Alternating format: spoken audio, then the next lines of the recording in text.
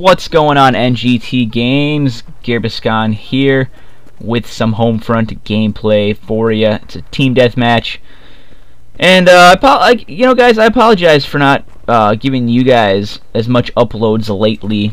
I've just been real busy with school and real life. I just got off of spring break. I've been busy working on my channel with the partnership and all with the game station, so that's pretty cool. I definitely actually have you guys in part to thank for being able to make that happen, so that's pretty awesome. And for those of you who don't know, I am now partnered with the game station, which is pretty sweet. And I'm doing a Bulletstorm Let's Play on my channel, in case you guys are not aware of that, so you might want to check that out. We're up to like part 4 or 5, and I actually won't be able to finish it because of EA and their new restrictions on posting single-player gameplay footage. Go figure.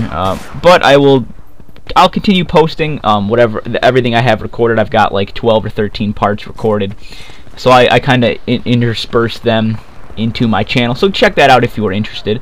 But anyway, on to the gameplay we have here. It's Homefront. I'm playing Team Deathmatch, like I said. This is actually my first game on this map and my first game with the Scar Light. And it's a pretty cool gun. I like it. It's kind of strange that it's a burst, but I'm sure you guys are aware of that already, and it's nothing new. For any of you that are into Homefront, if you're not into Homefront, you might not know. But honestly, the reason I haven't given you as many commentaries to you guys also is just because I don't really have anything to talk about. I mean, we've got these new games coming out, Homefront, or came out, Homefront, and we've got SOCOM 4 beta going on, which I'm actually involved in. I've been in the private beta for the last week, and as I'm recording this, the public beta just came out for PSN Plus yesterday, so today would be Wednesday. So, but we're not allowed to post gameplay footage of that under the non-disclosure agreement yet. So I don't know, honestly, I don't know when you guys will be seeing gameplay footage from SOCOM 4, and I don't know when my channel will be seeing it. Hopefully soon. But anyway, with these new games being out, no one is like proficient at them yet. I'm certainly still learning the ropes, learning the specifics, and what the do's and don'ts. So it's hard for me to bring you guys that kind of knowledge when I'm still learning it myself. Though, yeah, and this gameplay right here in front of you isn't a good demonstration of it.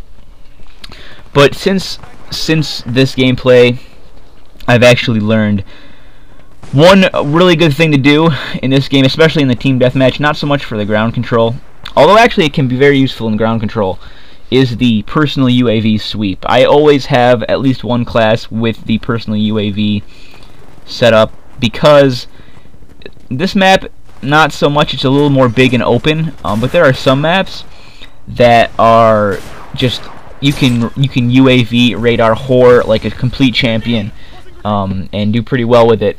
Because one thing with this game is the spawning system. Even if like there is a ghost perk or infantry ability that will hide you from UAV sweeps, and I am noticing more people running it. However, with the spawning in this game and the way that people tend to play, and because it's a 12v12, not like in Black Ops where it's a 6v6 on much smaller maps, so it works out in this game where Ghost isn't really a problem. I don't think it's a problem in Black Ops personally, but just to go with the general argument, it's not a problem in this game because with the spawning, pretty much when you sweep a UAV, when you throw up a UAV scan, you see where they are. Like right here, look at all the enemies. They're all in the same spot, and they're easy pickings.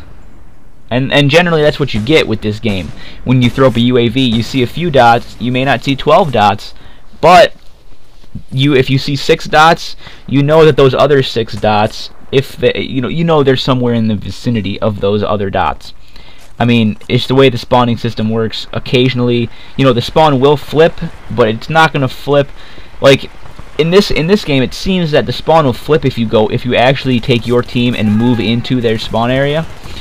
But if you just kill them and then they spawn again and you kill them and then they spawn again and you kill them, it doesn't switch in that regard in the team deathmatch, because it doesn't seem to be set up. I could be wrong, but from what I've experienced so far, it doesn't seem to be set up so that it switches when there's been a lot of death and destruction in the spawn. It only seems to switch when you actually move into the spawn.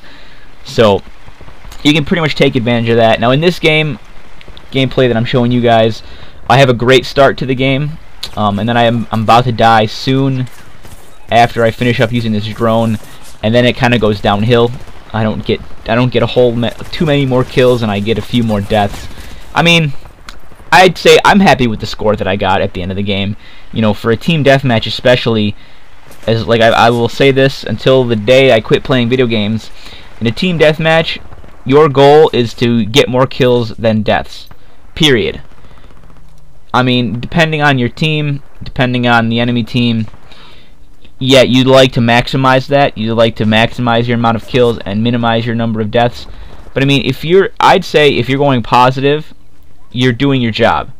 If you're going 2-to-1, you are really helping your team out in a big way.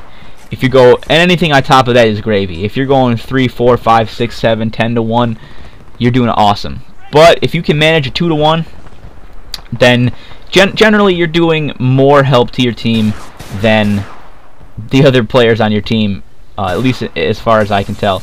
I've had many games where I lead my team with a 2-to-1 kill death, and I just kind of like facepalm at the rest of my team, like, what were you guys doing? What were you guys doing? You guys suck balls. But anyway, yeah, that is that. So Homefront, I mean, I'm really enjoying the game. It'd be nice if they worked out the party system issues and the connectivity issues, but when the game does actually work, it is quite a bit of fun. It's easy to play, in my opinion.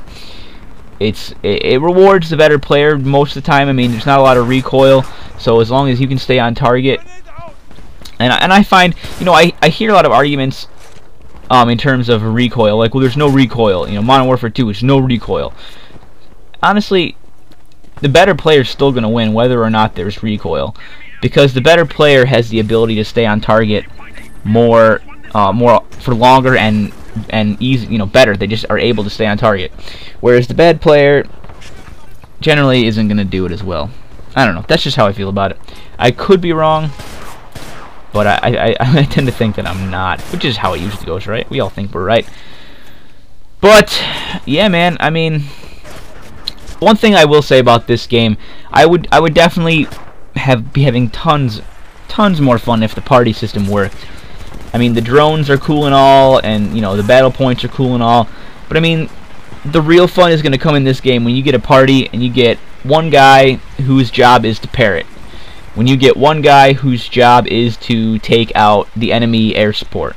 When you've got one guy whose job is to, you know, run around with this drone cleaning up infantry. When you've got a guy whose job is to run around with the drone that shoots rockets to take out vehicles. When you've got each player, because you can see with this game definitely how there are so many different options and different classes, if you will, and different abilities and vehicles and whatnot, that it's definitely set up to have a team full of players that have a role. Oh, I guess I didn't go top my team. I came very close. Anyway, that's the game. 20-5. You know, as usual with me, you get a good start and a bad end. That's what I'm good for. Great starts, bad ends.